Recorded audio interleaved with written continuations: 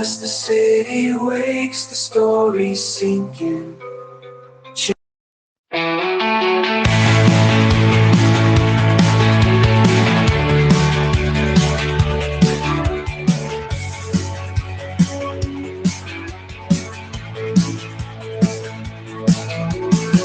Early rise, the stars still awake.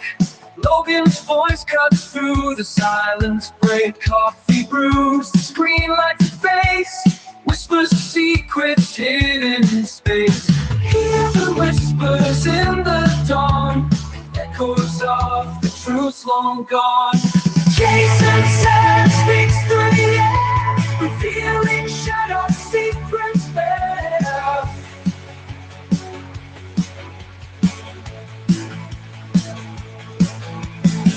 In the quiet of the morning hue, tales of UFOs break through. Listeners gather, drawn by the thread of government whispers from the one fed. Hear the whispers in the dawn, echoes of the truth long gone. As the city awaits, stories sinking. Change perceptions, new thoughts begin. Logan plays the truth seekers are. Living mysteries, awakening hearts. Final call on whispers in the dark. New LA mysteries, awakening hearts.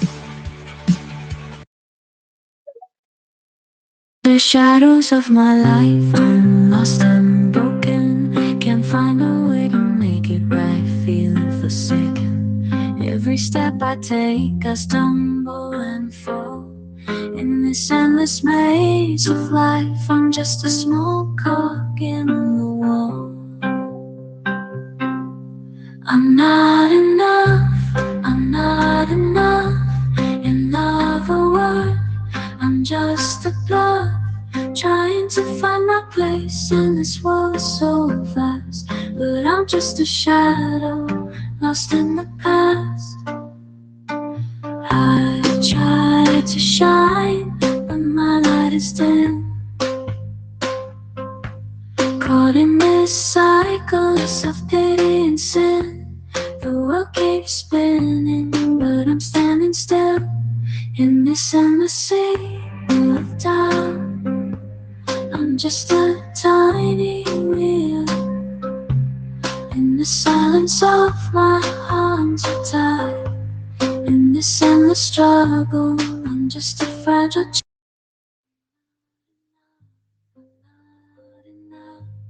In other words. So I was just playing some music to we'll just kill the dead air until more people come, so I can start the thing, So just chill for like another minute, I guess. I'm just a bluff, trying to find my place in this world so fast. But I'm just a shadow, lost in the past.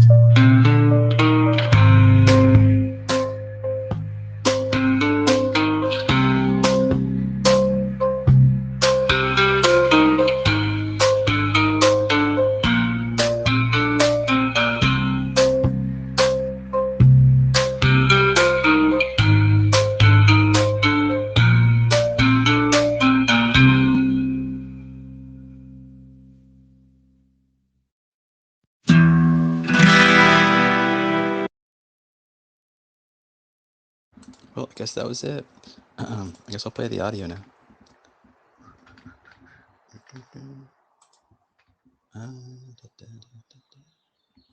Actually,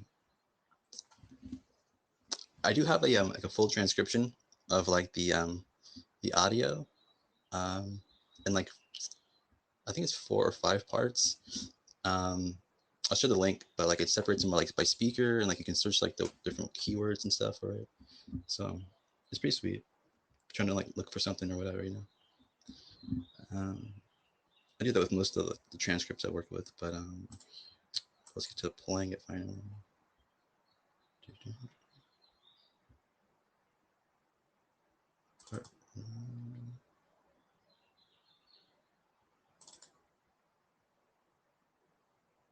Oh no, I mean, well, so I mean, and this is a big discussion. So this guy talking right here, this is AKA. He was a whistleblower. And I don't know if that's a strong word maybe, but he was the kind of guy that was really interesting before Jason walked in. Point that's occurred, decade for millennia or whatever. Like, All right, sorry to pump the brakes. sorry, We get sorry about that. Yeah. I know we get Jason Sands in the space. He claims to be the first-hand whistleblower. So if we want to give the floor to him, maybe we should go that route. Dev says no. No LARP. Can you guys hear me? Yes. Yes, sir.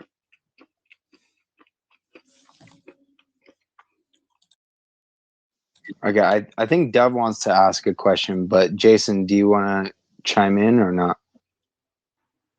Yeah, I'm here. I don't normally do this, but been kind of, well, I've gone through all of my legal channels, including my publication approvals and things like this. So I'm planning on going public later in the year anyway. Figured I'd at least give you guys an opportunity to speak to me. I've had a lot of other people saying things about me and all this kind of stuff, but I'd like to give you guys a firsthand talk so that you guys can ask some questions. Do you want to go ahead and give us a rundown of your background and your story? Yeah, sure. 22 years in the Air Force, retired in 2007. Started off as an airframe guy, cross-trained into Intel. Ended up at Nellis Air Force Base at my second tour of duty and got picked up for the program. After that, I got out of the program after about 3 years. Continued my career, became a planner, several other different jobs for the Air Force. I've been a contractor ever since. Just doing DoD contract work. I've been maintaining my clearance all the way through the career. When I started off as an Intel guy, I've kept it ever since. So I've had about 30 years. Various SAT-SAR programs, to include the one you guys are discussing, all the UAP things and stuff like that. So I've had a lot of different experiences in that. Plus, I do have some personal experience that I've also had with UAP and HI.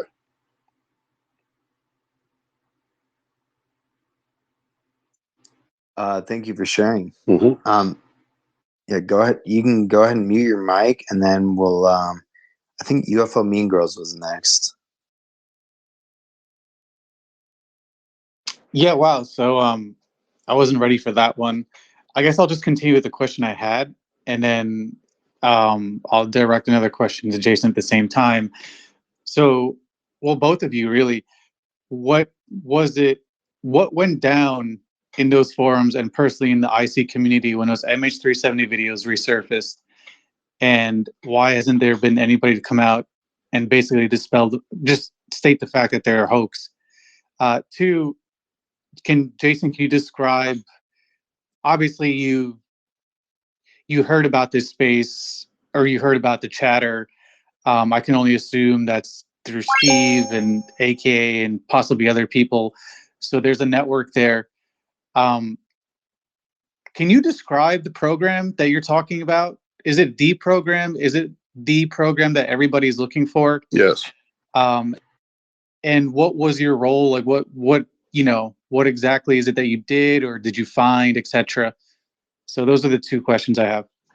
Do you want me to go first? You want me to let the other guy answer part of the question? Up to you guys. Well, it's all good to me. Okay, well, I'll go first then. Yes, it is the program everybody talks about. It is a reverse engineering program, as David Grush had mentioned.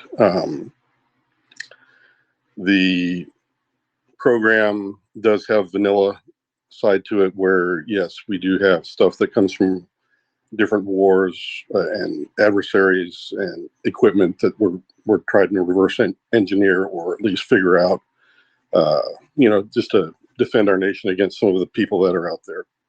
But then there's another smaller group of scientists and engineers working on this exotic material. My job, to answer that part of your question, was I was doing what it's called red teaming for the program, which is where I and a small team of individuals would go out from location to location all around the continental U.S., wherever they sent us. We would go out and just monitor the telephones, go in and out of facilities, trying to figure out where the security vulnerabilities were. And then we would report that. After our 2-week mission, we would report to the director or the leader of that particular organization, and they could invite whoever they wanted from their staff to come to that briefing. And then 90 days later, we would give our final report as to, here's what we have on your mission type.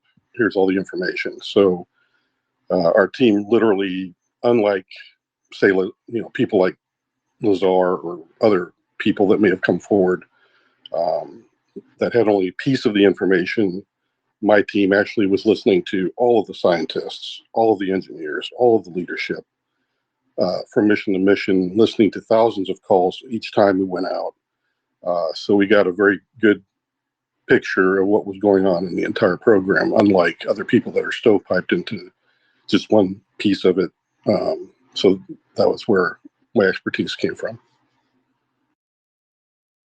So do you have an idea of the core story then? Seeing you're this close to the program, do you have an idea of what the core story is in terms of what we do know, or this inner circle seems to know? Yes. What do you want to? Which is what part of the core story? There's a lot of rabbit holes in that one. Some of them are not quite big. Well, the core story meaning, right? If we establish that there's a there, right? I would imagine that the people are looking for or trying to find a consensus on the core aspects, which would be: has there anything been recovered? Has there been any sort of bodies? Do we know where they come from? And possibly, is there any sort of communication? So I think those are like probably the inner parts of the core story that at least like people like Kit Green and Put Up are getting consensus on. And I would assume that someone this close to the program would know these things, or at least some of these things. Yes, and then yes. On the missions, we did intercept traffic that dealt with what I believed as an analyst, and the other guys as well that I was with found very strange. And we would talk about those things. And some of those dealt with some of the other races that are involved. They were mentioned, like the tall whites, the grays. Yes, we heard things like that coming out of it. That there were certain labs that actually those that were participating in that kind of activity. So there must have been some sort of material retrievals as well involved. As a matter of fact, they tried to recruit me into the retrieval program early on, but I refused because I thought it was kind of gross, picking up, bodies and things like that. Didn't like that. So when I testified, there were things that we went over in great detail that I can't talk about. Dealing with, exact names and exact places, I can't go that far. So that I can just tell you that in general, we're, in my estimation, we're not alone. Yes, we do have some contact. How much of the reverse engineering is going on, I'm not a scientist, but I could tell you that I believe that, yes, there at least has been some research over the past 80 years or so that the program's been alive. So take that as you would like. I went in as a skeptic myself. I didn't particularly care for it one way or the other, but after I got done with that, I just thought, what on earth did I just experience? And I've kind of felt that way ever since. So Yeah. That's Jason, thank you for sharing that. Could you just one more sub point on that great question? What you learned about, I guess, the broad picture, the broad perspective, did it seem to supersede or go beyond our understanding of the scientific method itself?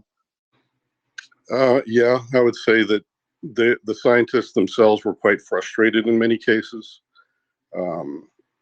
They were, number one, stovepiped, and they couldn't talk to very many other, co-workers, scientists that may have been working on something similar to help them to discover something about whatever they were looking at. And then there was this, like I said, this vanilla reverse engineering part of the program. The scientists were completely fine with researching and collaborating because it was stuff that had, say Russian writing on it or Chinese writing, and they could decipher that. Very obvious that it was an avionics pod and they were doing this with it or that with it. But this other stuff just was totally dumbfounding the scientists and the engineers. And that's where, honestly, that as an analyst, I had to take note of that and realize that, hey, there's something else going on here. So that was a great response. Awesome. And if I could just get a response for the MH370 question from AKA. Wait, about MH370? AKA, if it's okay, why don't you go ahead and add on to whatever Jason just said based on the same question? Like, broadly speaking, okay. Do you think that what's going on supersedes our understanding of science, or I guess reality, even in that sense? And then we'll circle back to UFO Mean Girls question.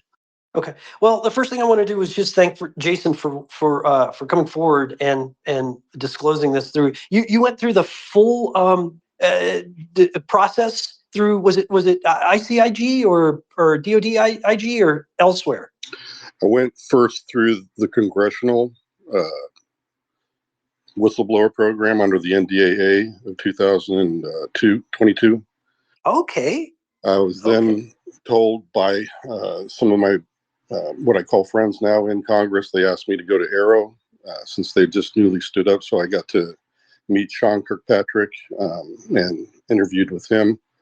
And again, that was all classified, the conversation I had with him. So I don't want to get too much detail on that. But I did go there. Again, underneath the veil of the NDAA. And then I was asked to go see the ICIG. So I followed all the same process. The only thing that was different between me and David Grush, whom I greatly respect for what he did. And anyway, but was that when we were doing the ICIG, I was not under a lot of duress like David was. I know he suffered a lot of different threats, but for me, the most I ever got was, some suspicious activity that kind of led me to believe that perhaps I was being monitored or watched, but nobody ever kind of bodily threatened me and things like this that David had happened. Not yet. I hope not. I'd like to think that I know the people in the program. I know they're still actively in the program, and they know me. They know I'm not a bad guy. I'm just trying to get to a better place in all of this. That's why I came forward. Yeah. Hearts in the chat for Jason real quick. I'm on the same page. Doesn't matter what your intent is. Some forces might harass you. Well, I'd have to say that I guess just to tell you a little bit about my background coming forward as well, it's just that I think a lot of people found it, my rendition was kind of refreshing, but just that the reason that they found it refreshing was because I'm not adversarial. I understand the people in the program, and I know why they're doing certain things. And I also get why, there needs to be a little bit better transparency on their part, but it's going to be difficult because they've, since the beginning, you got to understand this was the McCarthy era that started this. Everybody was calling each other Russians and commies to their neighbors, and everybody, didn't have a trust level that was really doable to be calling each other neighbors even at that time. So, yeah, there was a lot of things and decisions that were made early on in the program that kind of, if you think about it, the program people are kind of in a bubble. And that culture is still kind of alive. And so that did cause some of the decisions that they made maybe need to be updated now because they've been around since the beginning. Yeah, well, I'm going to reemphasize real quick. Thanks, Rob, for letting me co-host. But this is a quick reminder. I really do think this is the biggest story in human history. And so I'm not trying to blow any smoke up your ass. I don't even know who you are. I don't know who AK is or Steve. But So are you the guy if my priors serve me correctly, I honestly think you're going to go down in history. Like, just coming out and doing what you're doing right now, even though you're like 3 degrees removed, like, you're a hero, in my opinion, if you are who you say you are. So Jason, what was the earliest year the program started? Like, how far back does the program start? And again, we've had now like 4 or 5 IC people come in here to basically vouch for each other and this story, which again, I understand. Yeah. But my question with why has there been so much silence with the MH370 stuff? If when that video resurfaced, there hasn't been an official statement by anybody one way or another, when, you know, we're here for disclosure and transparency. But so that, and again, what is the earliest date, Jason, that you know of for the program in terms of when it might have started, and under what administration or under what even Air Force? Was it under Vandenberg, Twining? Like, do you know when it started and what the organization handled that? Yeah, I have seen some originating documents that state 1954 was like the official paperwork date, but I'm sure there was other things that happened before then. Whether they're documented or not, I do not know. I was not even born back then.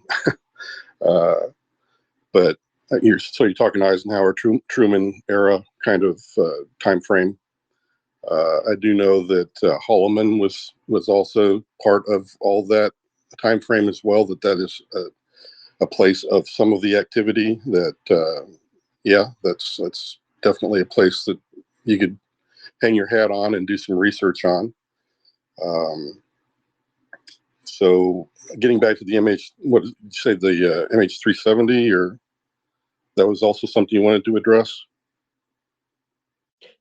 Well, Jason, I've got a quick question for you. Were you in? Yeah, no, what? So like, people have been relatively quiet. Hey, real quick, let's came in full force. So I'm just wondering why is everyone been so quiet about that video, one way or another? Can we try to I don't know if he can hear me, but I want to try and center both AKA and Jason Sands, if that's okay. I don't know. Rob might disagree. And can we get around to the hand? Yeah, I mean, I think UFO Mean Girls was up, but just let him answer the question real quick, though. Let's let him get to the question. But can you hear Jason, UFO Mean Girls? It doesn't matter. I was, yeah. Just okay. Drop out real quick, come back, and then you want to answer his question? All right. So we heard. Is this the guy from the James Fox documentary? Is this who this? Yes. Is that who you are, Jason? Okay, perfect. I'm exactly who that is. Yes. Thanks. So just to be clear, you're the guy that Steve has been talking about, right? Yes. Steve and I met back in 2021. He is correct in that it was in reference to the stuff that you've been talking about. And he called me because I ever since I started to sort of help out with the task force, with some of my Black World expertise, I guess, to try to make sure that we weren't looking at videos that we already had in our inventory. And I was trying to tell people, hey, this is one of ours. This is not something we need to worry about. Let's spend our resources better over here on this unknown thing that we don't know anything about. So that's when Steve and I kind of connected, and he just, he's a really good guy. He was trying to just figure things out just like everybody else, just like I was when I first started the program. And he's just a really good guy. I actually talked to him today personally after hearing him on the show, and reconnected with him, and we had a really good conversation. You talking about Courtney's show? Yeah, and yeah. But yeah, I felt bad that he had been through what he'd been through, but wow. Thank you for honestly, spaces are kind of minefield. So thank you for just coming in here to talk with us. We haven't heard from David John Lanier yet. Can I answer the question though? Okay, go ahead. Yeah, UFO Mean Girls, go ahead and rebut or whatever, and then we'll go to David. Well, no, I mean, I've stated the question. I think AKA is more specifically suited to answer this, but you know, again, you guys seem to come out in full force today for this, but with the MH370 stuff, like it's just been it's been dead silent one way or another. And if you've been part of this community, you know, you've noticed that it's kind of been very divisive for a lot of people. I'm just wondering what it was like on your side and why, you know, where do you stand and why has there been no statement on it from anybody? Jason, you got anything on that? Okay. Yeah, I do. Being part of the IC community and still part of it. Hang on a second, I got somebody at the door. But yeah, it's been kind of. Should we have AKA go and then? Yeah, let him respond while I answer this. AKA, what are your priors on the MH370? It might be put up live in space. Yeah, I will just say I don't. I'll just do this. This is personal. Once again, this is my own analysis of the video footage. Is absolutely been doctored up. As much work has been trying to, argue against that video footage is basically untouched and completely native. I don't agree with that at all. That's all I really have to say about it. Cool. No, that is a great answer. All right. Yeah, I'm back. But I agree. We've had a lot of my intel folks that I know and I call friends, and they're all very well educated. They say the same thing, that, you know, this is something that's kind of on the fence of, well, the angles look good. You know, the clouds are hard to replicate from multiple angles, as was in the videos. You guys have heard all the arguments. But there's always, you know, a negative side to it, to where, you know, somebody that just really wants to spend that amount of time, and the current technologies, it's quite possible that it is a hoax. Do you have any suspicions, either of you, James or AKA, that hoax wasn't just like someone in the public, but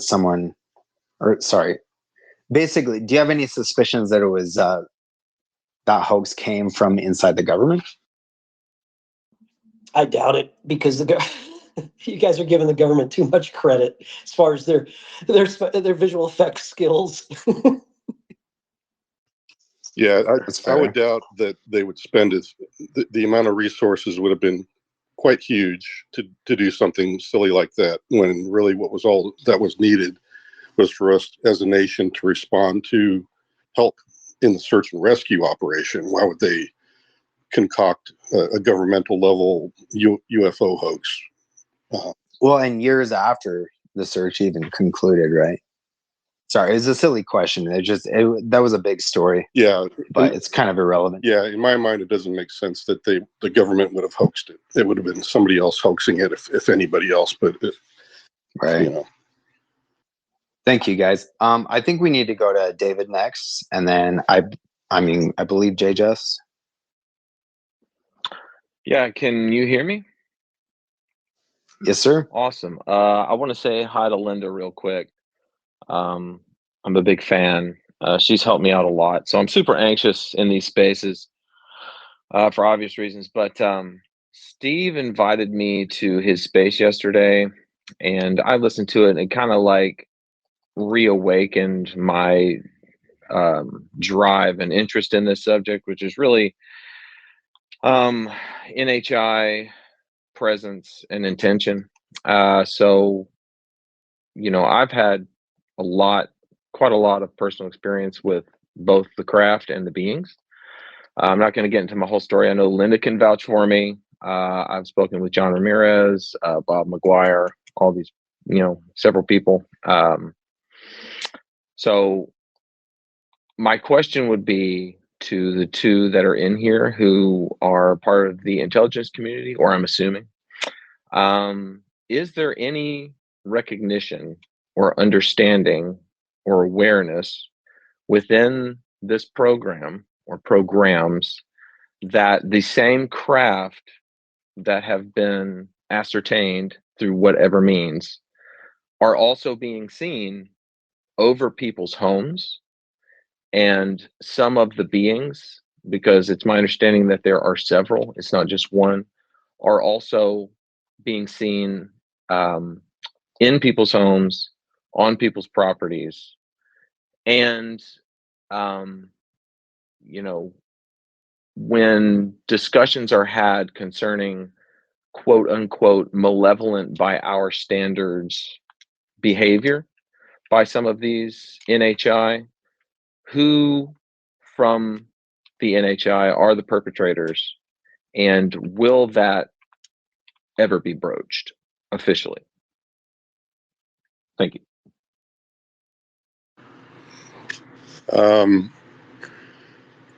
I can tell you that, at least in my estimation, because I don't know it for a fact, but I would say that yes, there is a faction that does have ill intent, or at least has a negative viewpoint of, interacting with us. The other ones seem to be more kind of benign, where they're just begrudgingly asking for different things from the program, and maybe even from other people around, that are claiming to be abducted or having experiences. There does seem to be a theme where they are interested in some cases our spiritual growth, our intellectual growth, and some of them have some very deep compassion for us and feel sorry for us in some cases. And because mankind can be quite messed up sometimes. So, but the malevolent, the ones that are maybe the ones that are evil-minded, I guess, in some people's estimation. I've only heard it being from some kind of reptilian race, but I did not get exposed to anything that said anything like that in the program. But that's only something that's been in the public, so I can't verify that by any of my experience in the military. Thank you. I want to say it was Chester, and then JJus, and then Chris, and then Experience. Yeah, great. Okay. So in the community, there's this word, the phenomenon, which is by many of us considered to point to a basket of different aspects of this phenomenon. And in that basket, you could perhaps contain multiple different types of flesh and blood or biological beings, but also there could be what I've heard the term non-biological being tossed about. And my question only is, are all those on the table, Jason? Yes, I would say that cloning, DNA manipulation, all of those things are in the realm of possible. From what I know of the program, those are all things that were part of the biologicals or biologics, and synthetics, even Android, all that kind of stuff. I would say artificial intelligence. All of those things are things that have been known for quite a long time and have been worked for quite a long time. So even the humans in the program, let alone the NHIs, I have no idea how far advanced the NHI themselves are in those things. I imagine quite further along than we are, but you can already see how it's affecting even our society.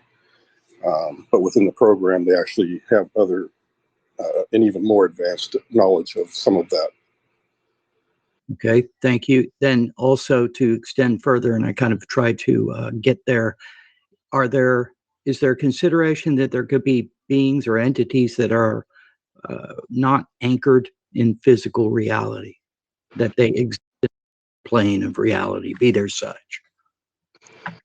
I would say that outside of my military experience, but now that I've kind of been known by the IC community, I've been approached by many people that are experiencers that do have testimony, and they're credible people as well, that they have seen some things that I would say that are very much like, ghosts and interdimensional, all kinds of different things. It blows my mind, probably, and blows a lot of other people's minds, to just how many rabbit holes you can go down with this. But all of those things I've heard, and from people that I actually trust and are credible in my mind.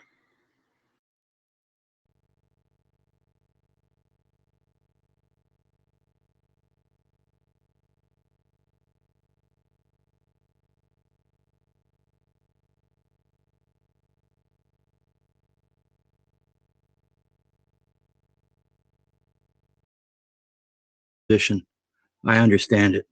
Yeah, I would say that yes, that's something that I definitely heard in the program, was the struggle as to their understanding as to what could be even divulged.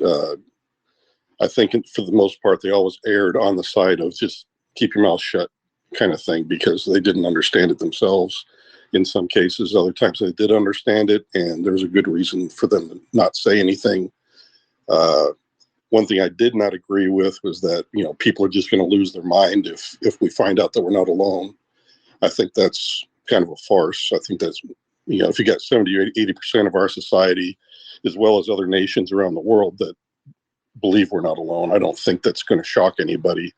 I do believe, though, that there's going to be some consternation with, Christianity and other religions, because the way I look at it is, when it comes to religion, I just happen to see the reality of it, because if you open the Bible, you can actually read of, some of the firsthand witnesses that are in the Bible as well, stating some of the same exact things that I was seeing. So I think, when you talk about, I think somebody mentioned something about angels and things like this earlier on, that, that could probably be interpreted as part of the experience as well. So very much something where I don't understand it all. I'll be honest, with everybody here in the audience, that I've heard some very strange things, but they are coming from very credible people. Okay, great. Thank you. I'm done. I just want to say thank you for all of that, because I'm in the camp that kind of views all possibilities as something to be open-minded about, and the angel demon aspect, I can get that and understand that, but I do not think that that would be the whole basket. Thank you. Yeah, no problem. Okay, so you talked about the beings. There's like lore that we're working with these beings. Is there any truth to that? Yes, I would characterize it also. I know you didn't ask this, but yes, there were instances where we did capture traffic where there were interactions in the labs. They didn't want to be around the humans. They shunned it. So to me, that led me to believe that it's kind of a tenuous relationship. In other words, they don't like sharing any technology with us. Why would you give, a monkey a pointy stick, kind of a thing, I think, is what the way they look at it. Just as we would not do that, to a tribe in, say, South America that is just still hunting and gathering. Why would we hand them, an AK, 45 and say, go out and hurt yourself? So I think it's very much the same way in the program. So it's not like a full-on technical exchange where, they're giving us tons and tons of things. I think it's much less than that. I think it's kind of just helping us to figure things out that they think are not going to harm us. So we're actually having interaction with these beings, like programs, is what I'm asking. Oh, that Yeah. I would say maybe from our standpoint, there may be a program. I don't want to talk about that if it's classified because it probably has to do with something that we would be working on. But there was nothing classified about NHIs at all, ever. But I would say from the NHI standpoint, that they probably didn't view it as a program, that it was just something that they were like, well, let's see if we can help these scientists and not cause any more harm or damage than has already been done. Because I think a lot of times we tend to just take whatever we're given and weaponize it. So they were guiding the scientists to do the right thing with whatever technology they had from other species as well. Yeah, I would say so. That would be kind of my take of it. Yeah, that kind of fits what I was hearing and understanding. And do you think that Congress is going to have another, like, are we going to hear any more from Congress about this after the James Fox movie? Possibly. I know I've been asked that question a number of times. I've not heard anything solid, but you know, I've heard other announcements made by congressmen over the past few months that they do want to get some firsthand people to come forward. At least the ones that are advocates for disclosure want that. Well, is this the route that people are taking now? Like it, you know, like you said you talked to Arrow. I'm curious about that. Like what your impressions are of Arrow. Do you think now, and you've just come out on Twitter today, about an hour ago. So I wonder, like, is this the route that you think whistleblowers are going to take now on Twitter? Because it does seem strange that the past 24 hours,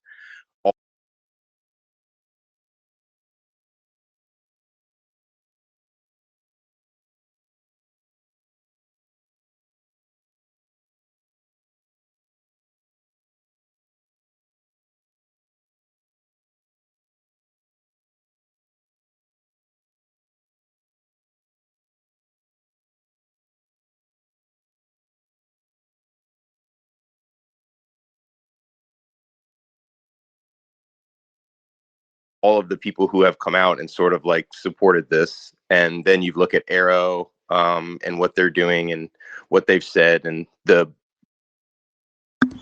Sorry, I was just talking on mute there. Sorry about that. Yeah, someone asked in the thread if we could have a break to what did they say? Steve said, "Do you think we can take 10-minute breaks to talk about what he is saying?" And I say, why not? But currently, nobody is requesting to speak. So, but yeah, theoretically, we could do that. We could definitely do that.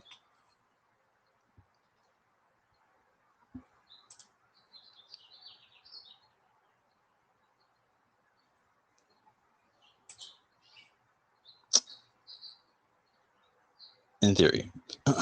Perception from whistleblowers in the community. So I'd like to get your thoughts on that. Yes, I do have my opinion about, you know, my interactions with Arrow and then the last report that came out. I believe the last report is what people said. It was pretty sloppily kind of written in the first place, and I do agree with that. For a congressional level report that had a lot of errors in it. Knowing people in the community also, like Ramirez and the rest of those guys that have some real experience, I would say that, yeah, you've got some. If you look at that report and you hear some of the, no kidding, people that have been in the trenches for many years, journalists included, that did the hard work in the investigations, that report's, you know, if they really, really did their due diligence on a whole, you know, archive of UAP data and events, that it was a very poor rendition of all the things that we've known, even from Project Blue Book and all the other things that came before. It kind of just, to me, it just doesn't sit well. And I'd say it kind of fits what Sean likes to do. He's a very good scientist, but I think when it came to the investigative work with the whistleblowers that came his way, I think maybe investigation wasn't his strong point. So that being said, I wish that, or I'm hoping that Congress does continue the investigation, because I think that's the part that really needs to happen. Because it's one thing to have a scientific opinion, and you can already see just from, people arguing back and forth about all sorts of different scientific things in academia. You've got one guy being paid to come up with one theory, and they are arguing with another person that's got another theory about where the data is pointing. So it's to be given that Sean would say the things he said. He wasn't in the program like I was. I'm kind of disappointed because, I'm like, that's not what I said. If he were to take me at my word, I would have said that he kind of didn't do me justice in that report either. So that's just my opinion. Appreciate it. And let's get around to the hands too. I know we got a bunch up. I know Chris, and then Experience, and then Matt, and then Tom. Thanks, guys. And saw Green Street jumped up too. So. Okay. Hey, so your name's Jason, right? Is that correct? Yes, that's correct. Okay. I came in kind of late.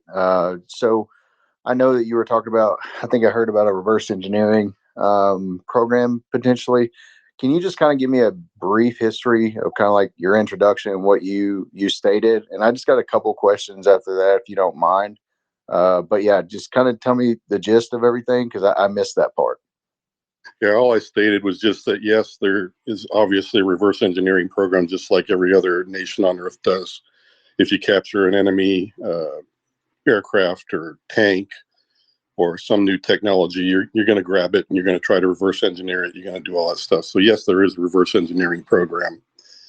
However, when I was doing my line of work, which was to go out and do the red teaming, we actually were intercepting phone calls and things like this between site to site, scientist to scientist, engineers, leadership, and they were all they would talk about those, kind of adversarial things that were captured from like China, Russia, whoever.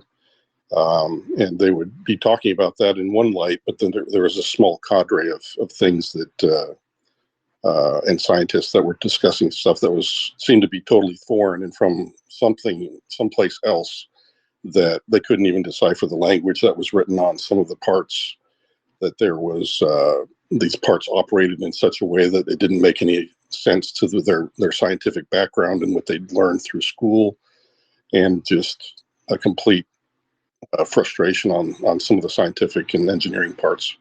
So that's all I said about any kind of reverse engineering. Gotcha. So I'm an Air Force veteran myself. So you were in the Air Force, correct? Is that what I understand? Yeah, 22 years, retired in 2007. Awesome. Thank you for your service. I actually was in during that time. So I just wanted to ask, can you share what your MOS was, or what your title was in Air Force? I was 1N6. Okay, so you're an Intel. That's correct. Do you know? Are you able to say what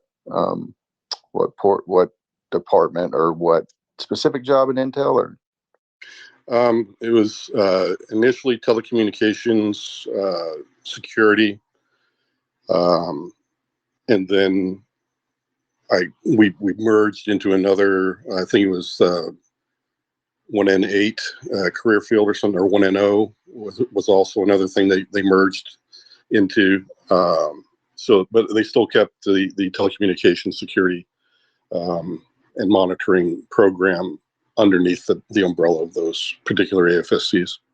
Gotcha. So you're in basically crypto and signals, correct? Correct. Yeah. Okay. All right.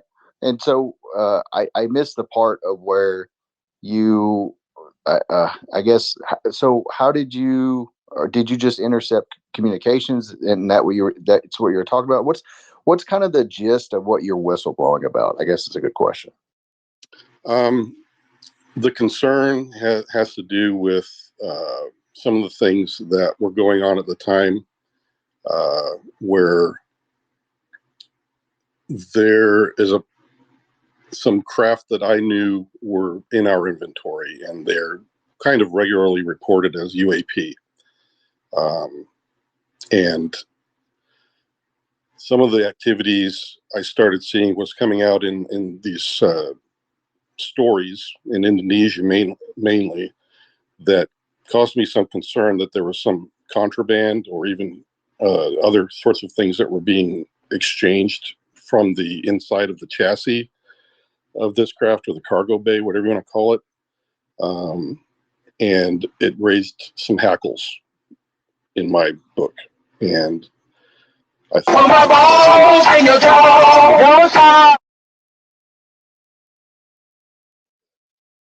things were still on the up and up. So I had some concerns. And as I was saying earlier in this particular, when I got talking here on this particular Twitter,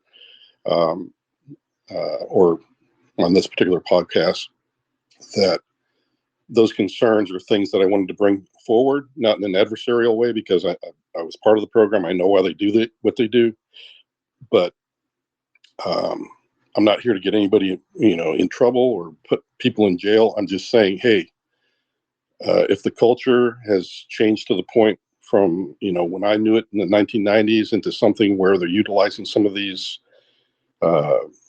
really cool craft for things that are questionable, that needs to be looked at. And all I've asked Congress to do is please just investigate this. I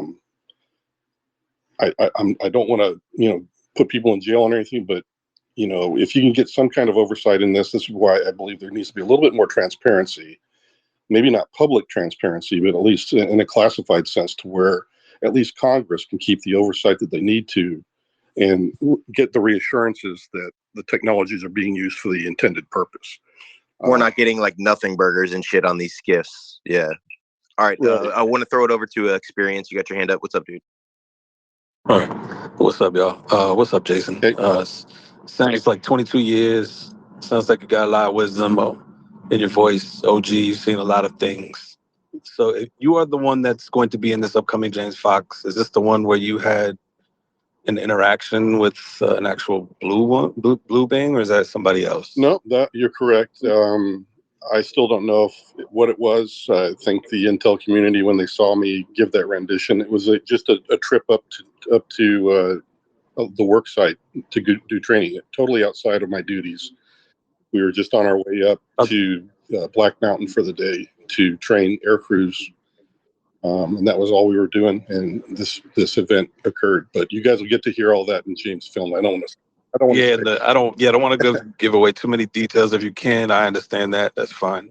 So my question to you is then your exposure to this, or the initial exposure, is you doing intel work, intercepting calls, listening to some of these scientists riff about thought progress and what they're trying to study or research or reverse engineer. Yeah. Is that your first exposure to this? And did your encounter happen afterwards? Like how would you say, how much exposure do you think you've had to the phenomenon? It's kind of been something that's followed me around most of my life. As a kid and a young adult, I would say that the instances I had of encounters were just kind of UFOs and golly gee whiz, what was that I just saw? And then I just tuck it away and not think about it at all. I've never really had an interest in UFOs, really. I've maybe read one book in total in my entire life. The rest of it has just been stuff that people have thrown at me. I really hate when they use that line, because it seems that like every time they use that line, it's always proven later that that's not exactly true. They should just admit they're into UFOs. There's nothing wrong with that. Since I've been kind of in the intel community and they know who I am, they ask me questions about stuff, and so I kind of get read up on things from that. But that's kind of the most exposure I have. But the encounter I'm going to, or you guys are going to be seeing in the film that's coming, is just after I was exiting that program.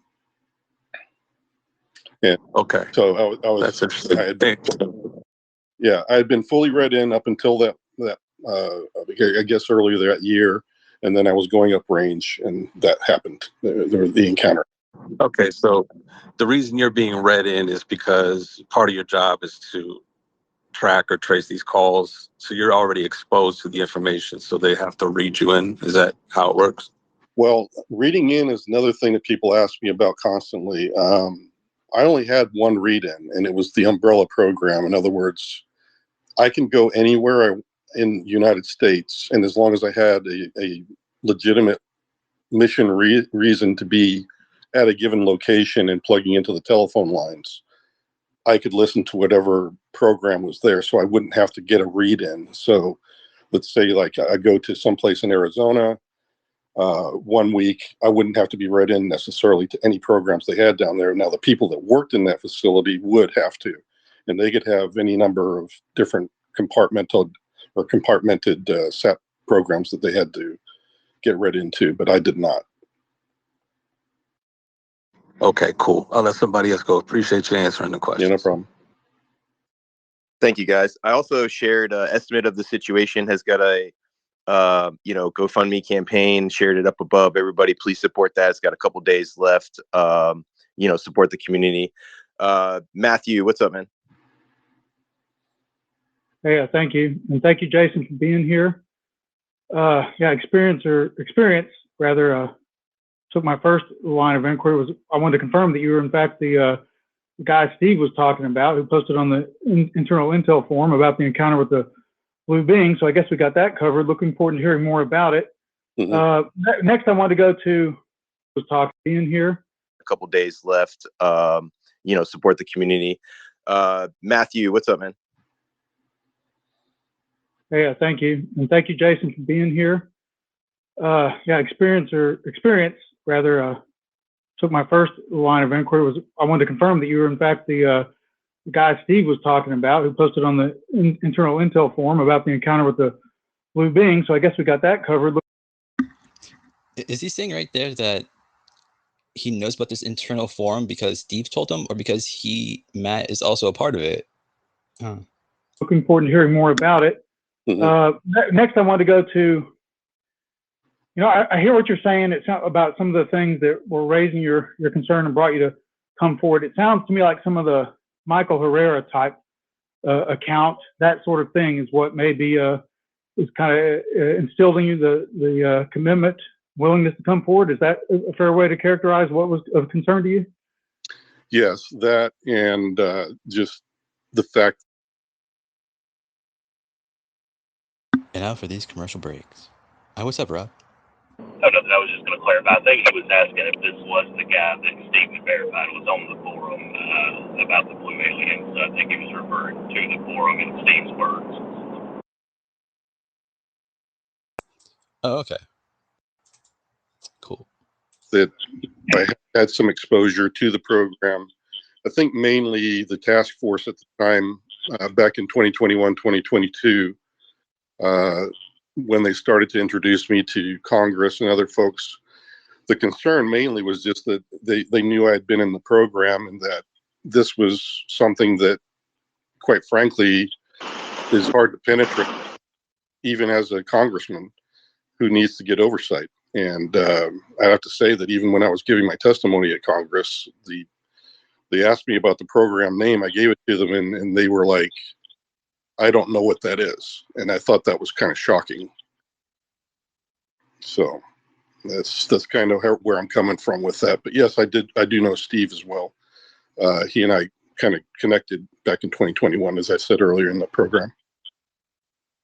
That's fascinating. Thank you. So my next line of inquiry is, I think, I asked that because it's good, in my opinion, assessing someone like yourself. This is all such a wild west of accounts and information. It's hard to believe, and that's why so many people struggle. So understanding what someone's motivations, I think, is central to being able to ascertain and with discernment what they have to say. So thank you for that. But a next thing, a respectful, not pushback, but just I'm going to frame something, posit something to you from, like, you're the first most inside person probably I've ever spoken to one-on-one. So I want to know is, like, I've been looking for you. Where have you been? And where's everybody else like you? Like, whether the grounds to, this stuff warrants oversight. It's not constitutionally sound. Great. There's some illegal funds and budgeting stuff going on. Great. But I'm thinking more broadly, more philosophically. My mind goes straight to, if I had this kind of insight, that there are people in positions of power that understood more about the nature of our existence and reality, and were withholding that from our fellow man. To me, that's like the highest of high crimes. It's like locking a small child in a closet and thwarting and retarding their development and robbing them of the experience to grow up with full access to the world around them. That's like doing that on a planetary scale to me. So I don't know if that resonates with you or makes sense, but I always struggle with this. Like, if this stuff is true, where is everybody else on the inside who gets that? Like, I'm ready to hear from them. So just, it's not a criticism, but it's more just like of a conundrum for me. So how does that strike you? Does that make sense? And maybe where is everybody else? And maybe, are we going to hear from them too? Well, I can't speak for them. Right now, we're going through a bit of the rules of the Fight Club is that you don't, tell somebody about Fight Club because everybody's not quite sure how this next round is going to end up, or this year is going to end up. For me, I can answer your question, at least from my point of view as a whistleblower, but I don't speak for all the other ones, other whistleblowers, that is.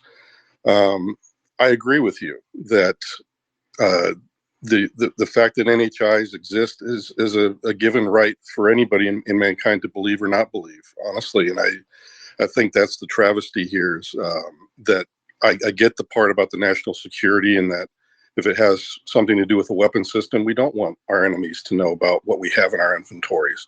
I get that. That has to be classified. However, are we alone or not alone? That is something I think, like you said, is kind of a travesty that can't be spoken of. That hey,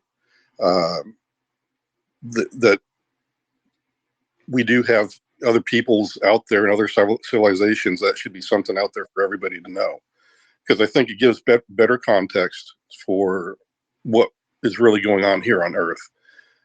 Because I think the mantra has always been that we're alone in this vast universe, even though statistically speaking, I've heard from mathematicians that it's really astronomically untenable to a certain point, that to think that as many stars as we've already recorded that are out there, that there's absolutely nothing out there, really.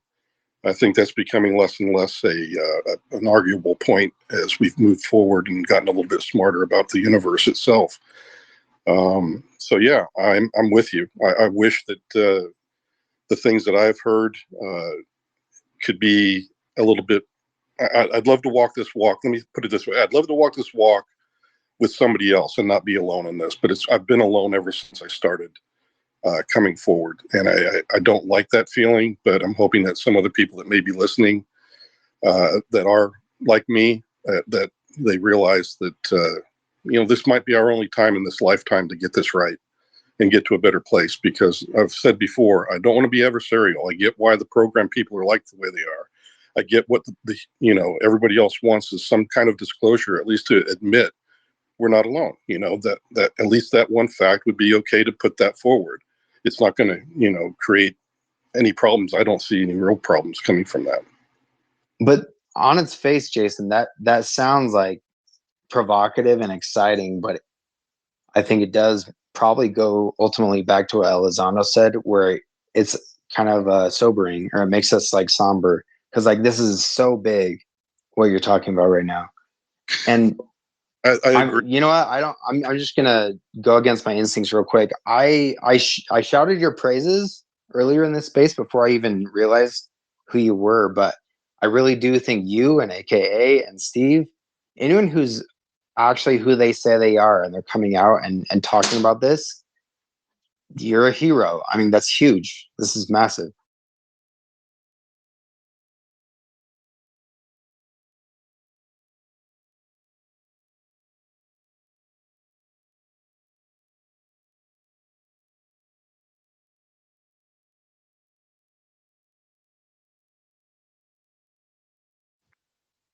Well, thank you.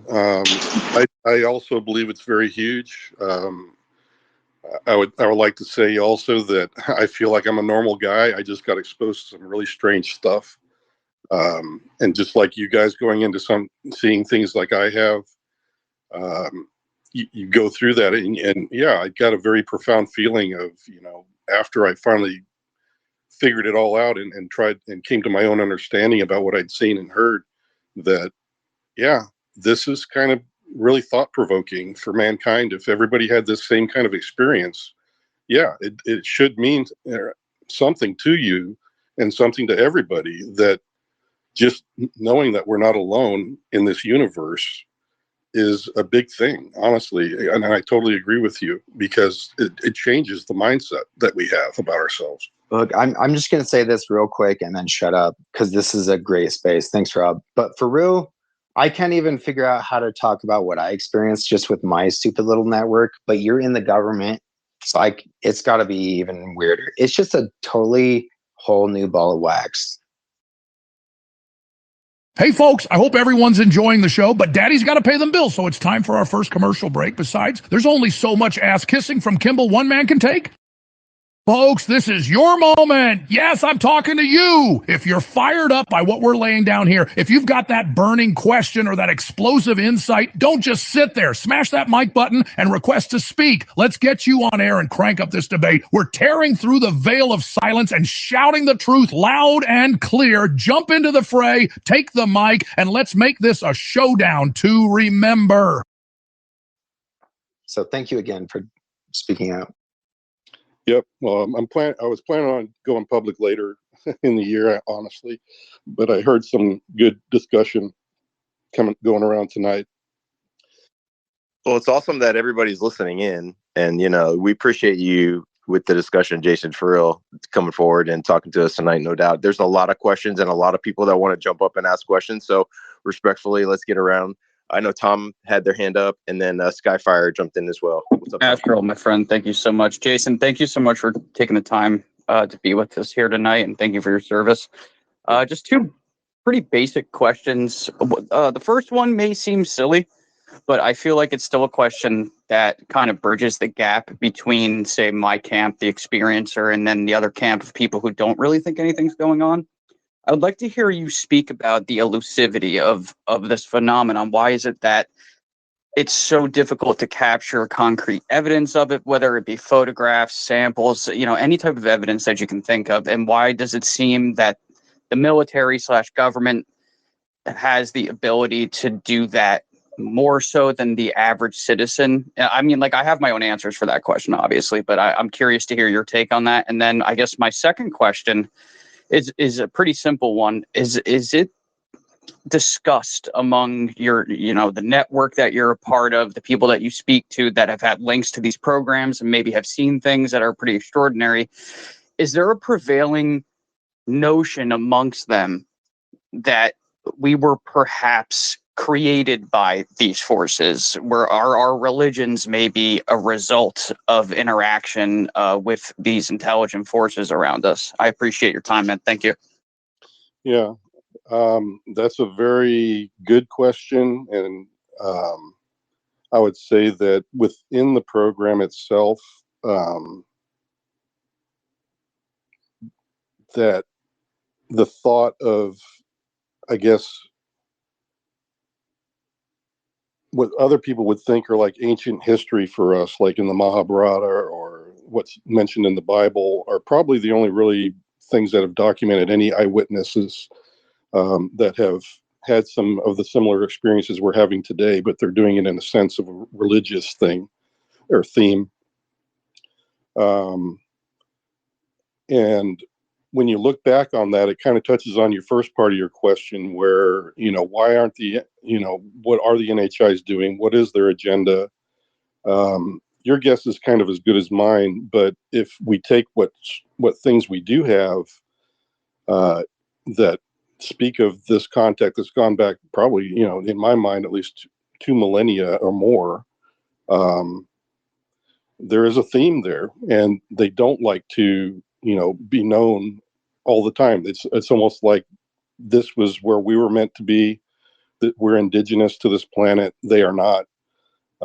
They come and go. Sometimes they seem to have, even in today's, encounters from people, they say that some of them come with messages. Some people say that they leave them with, a nightmarish sort of experience. And how you parse all of that, your guess is kind of as good as mine. I like to think that the encounters that I have had were all very, good. I didn't ever have a nightmarish experience. I think sometimes people that do have nightmarish experiences are maybe it's a sort of a misinterpretation of what's going on because they're in a strange place. And yeah, just like you're scared because it'd be like looking at something that a monster sitting in your room because some of them look very strange.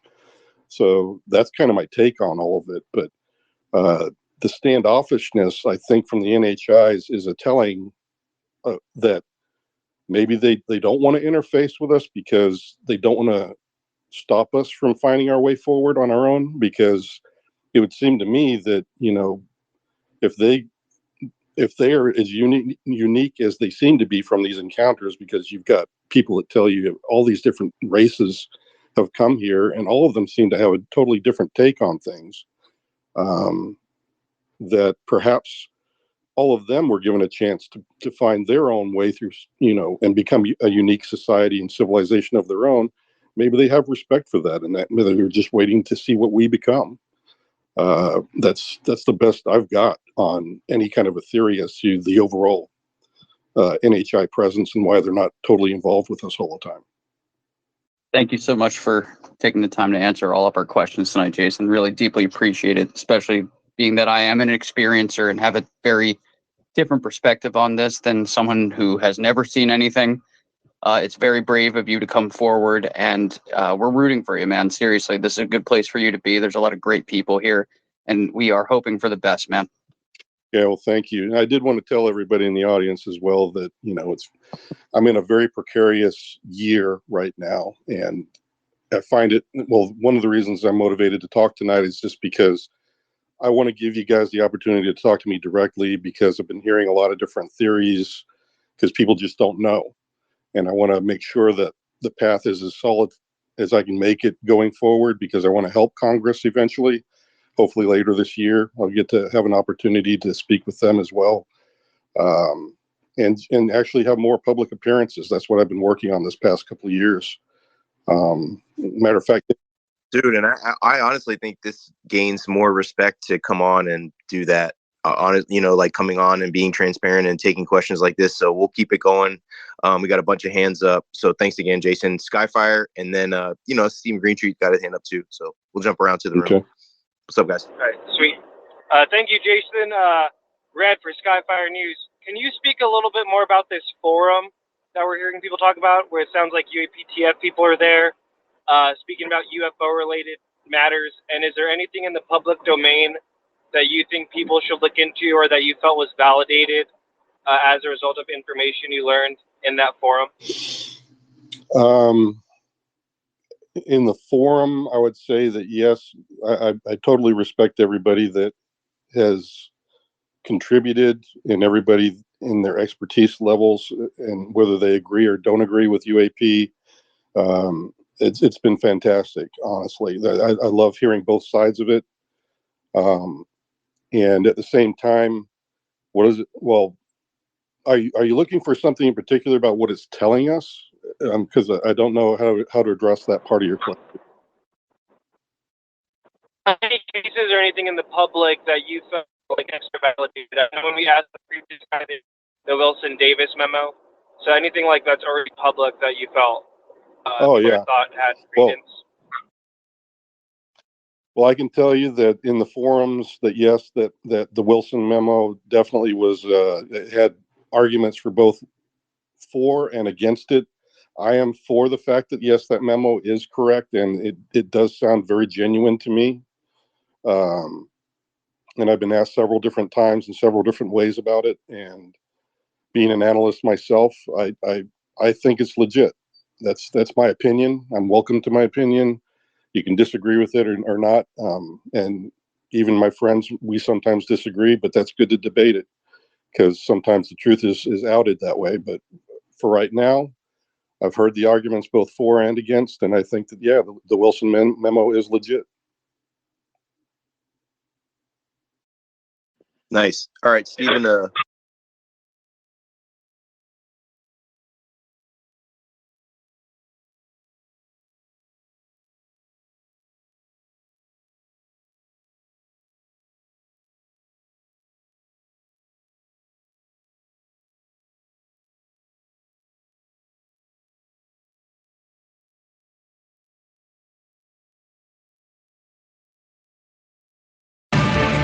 Sick of the same old news that's more snooze than news? Then crank up the volume for Skyfire News, the only broadcast that's literally out of this world. As an astrophysicist, I can tell you that the universe is full of mysteries, but with Skyfire, you can uncover some of those mysteries from your phone in your pocket. I've tangoed with tales so top secret, they're stored on the dark side of the moon. Skyfire News, it's like they've hacked the galactic mainframe, serving up scoops so juicy, they make Area 51 look like a public library. With unrivaled extraterrestrial expertise and interstellar insights, Skyfire News brings you the latest from the final frontier.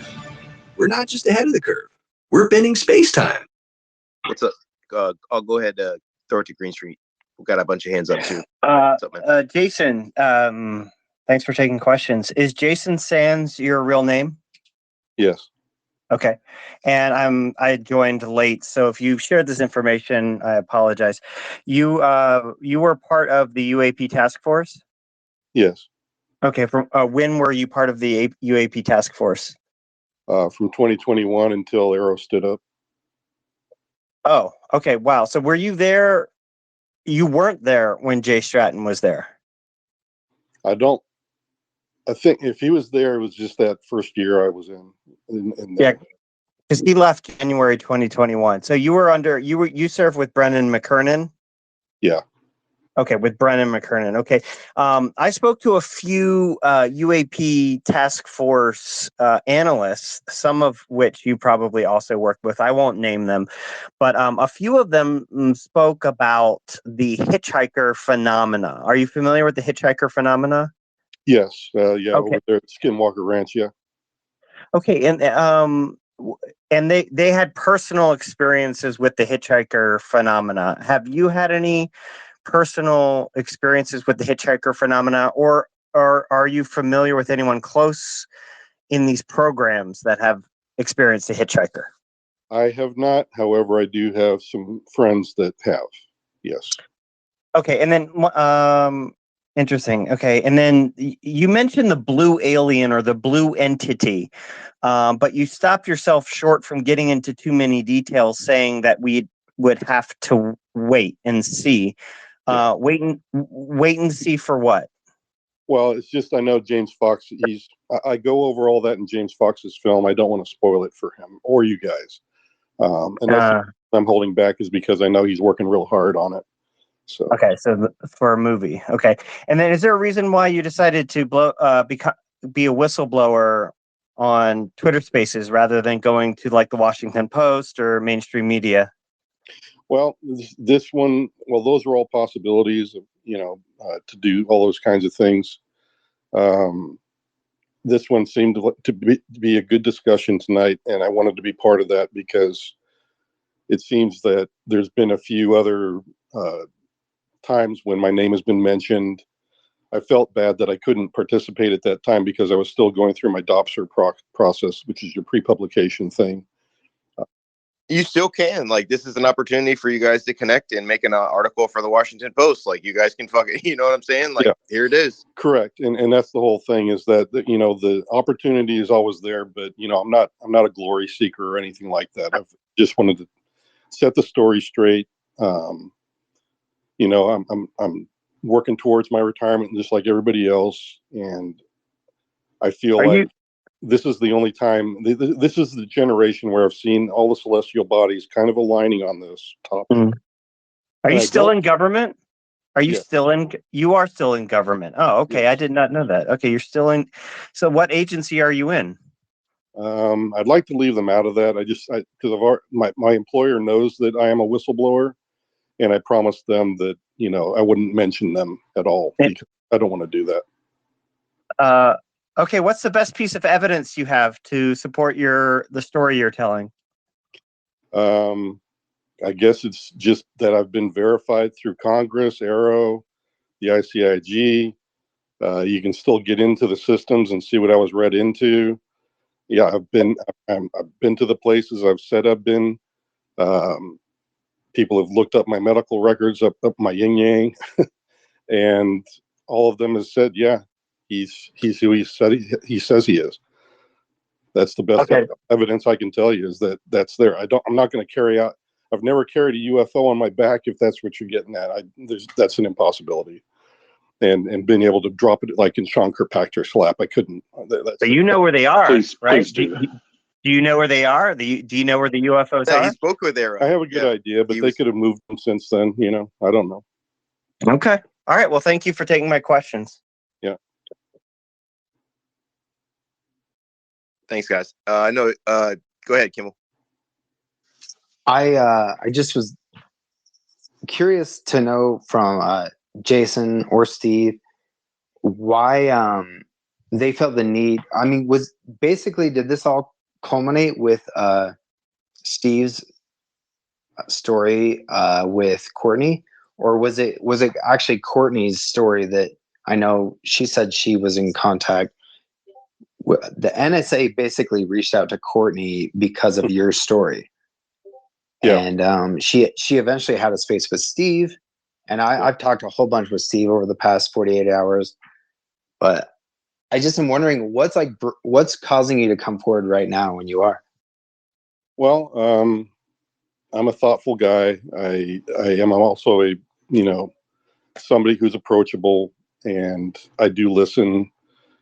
I've known Courtney for quite a bit now. I think since about New Year, I've known her. We've talked, and she's visited me here where I am, and we get along pretty good. And I've always intended to talk to her, some other really great people like Leslie Kane and James Fox, and Chris Mellon, all these really great names and stuff like that. I'm very honored that they're all out there doing great work. But since New Year's, when people saw that little video of James Fox with my name on the clapperboard, I've been wondering myself that, I know I'm working towards publication, but I don't have that yet. But I just got that approved through the Dobster program last month. So wow. I couldn't let Courtney or Leslie Kane or anybody else run with the story, or Colt Hart or Jeremy Corbell or anybody else that would be interested in that sort of thing. I just really wasn't ready. But this is the month where all that is taken care of. I've got all my legal blocks gone through. I've gone through Congress, the whistleblower program, like I said earlier. I've gone through the ICIG. I've been through Arrow. I've done all of it. I've done everything by the numbers, just like David Grush did. So, Jason, I'll just say it again, man. Sir, thank you for doing what you're doing. I know this is crazy, I'm sure, on your end. Yep. Well, if you like, whatever that the was a good fuck we are explanation, I doing in think, here, of why. 'cause do a lot of people, not forget to share the space with your mighty followers. You worked really hard to get those followers. Enlighten them with Logan Spaces. It's very simple. At the bottom right side, you'll see the purple chat icon. Hit it, knock it, smash it, punch it, lick it, suck it, fuck it, and retweet the space. Thank you so much. Thank you so much. Thank you so much. people are wondering, even myself, of why Twitter Spaces. I think Stephen asked it too, of why Twitter Spaces, why right now. But if this were honestly, Spaces, if this were the avenue, this is the people who are in the forefront and studying the topic and really up to the game of what's going on. Mm-hmm. So appreciate it again. We'll go around to the room. I know Experience, and then Chris, and then Danny Silva. What's up, guys?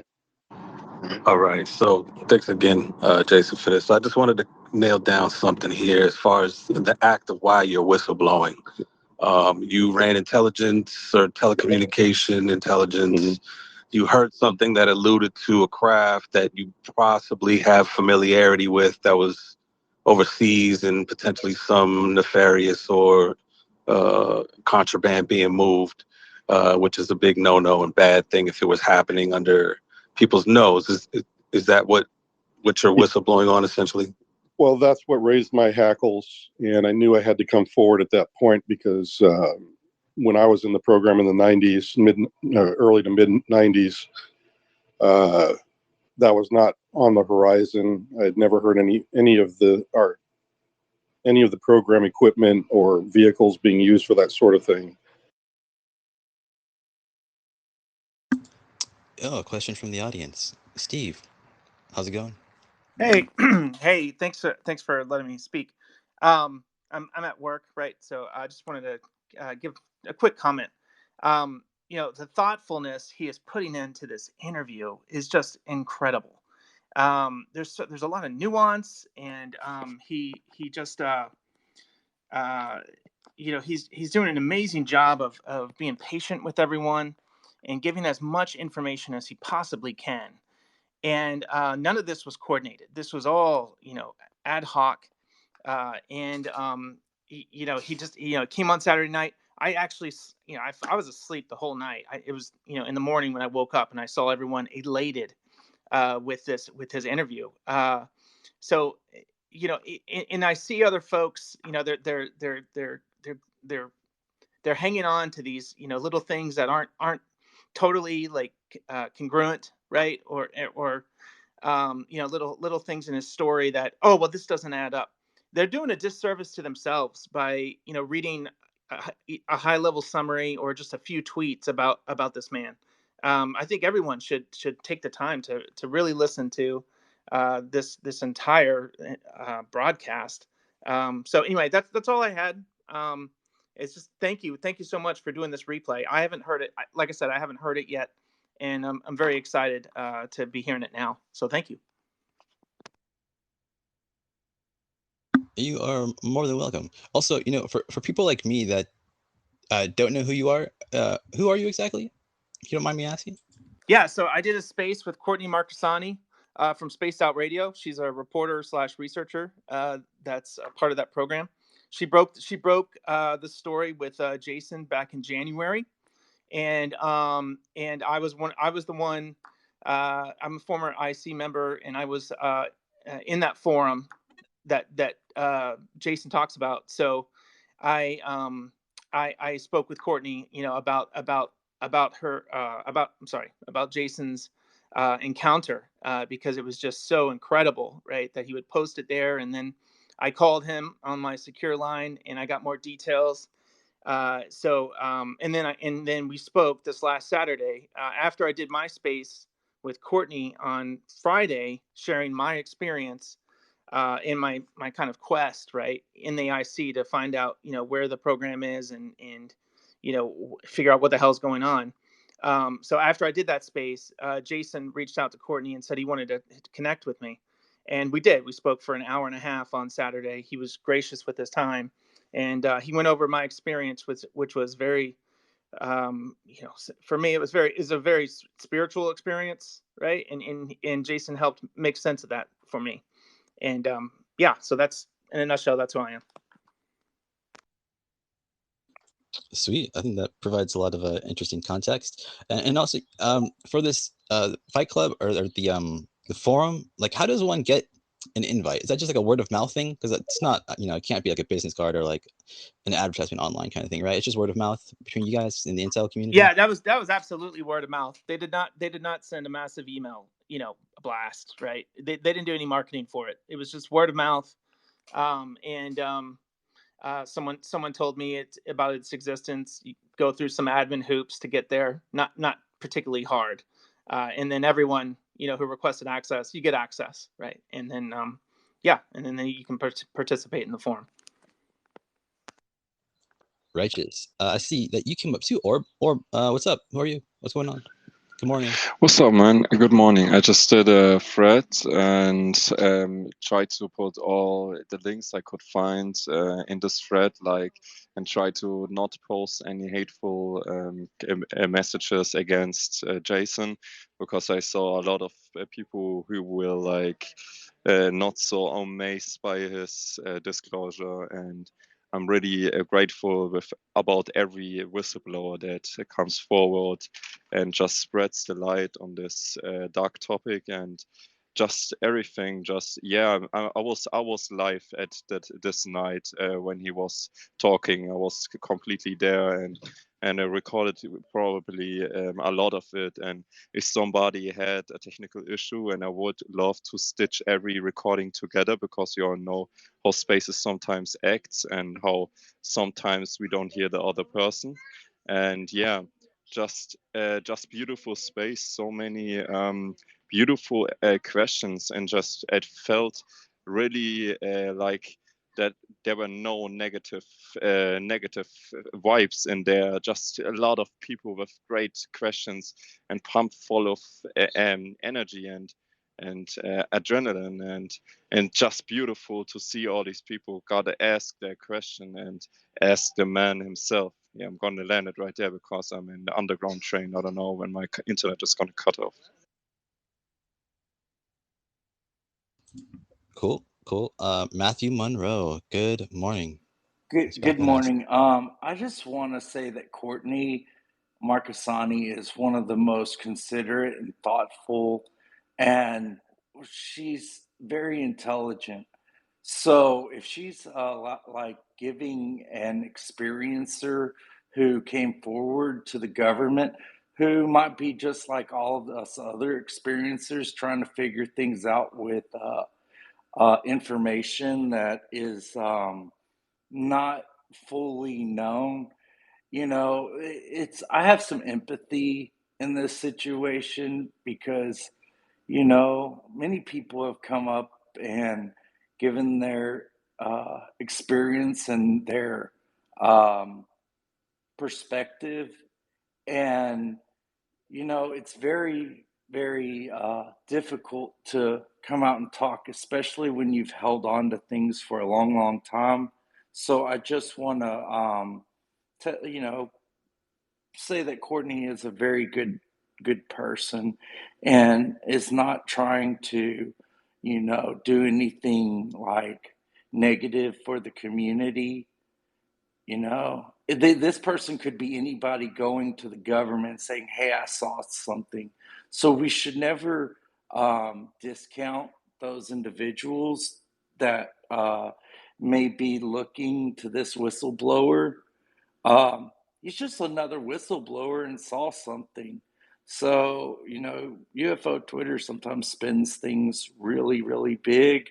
So, I just wanted to say that. Thanks. Good to know. I see that the woman came up. Oh, what's up, the woman? Got something to say, or No, I just want to say good morning. well, top of the morning? Good to hear from you. Let me just say that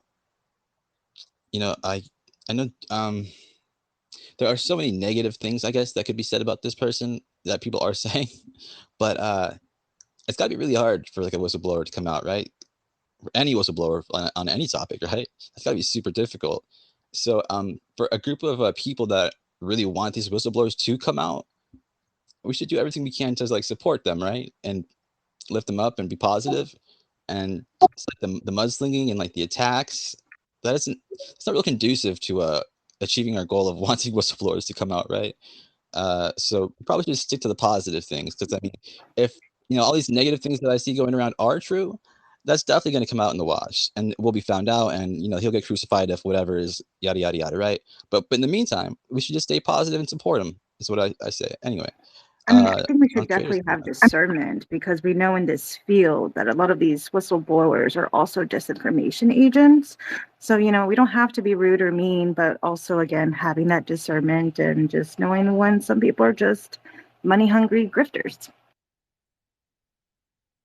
For sure. John Strader, what's up? Whew, space is having a moment.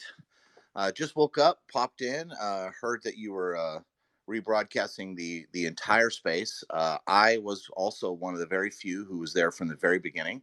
I had listened to Steve's spaces and the space, all the conversation leading up to the moment that Jason came in, and yeah, I as someone who's been deep into this and understands the topic and the layers, a few things I wanted to say about his thing. First of all, when he says the program, that's not correct.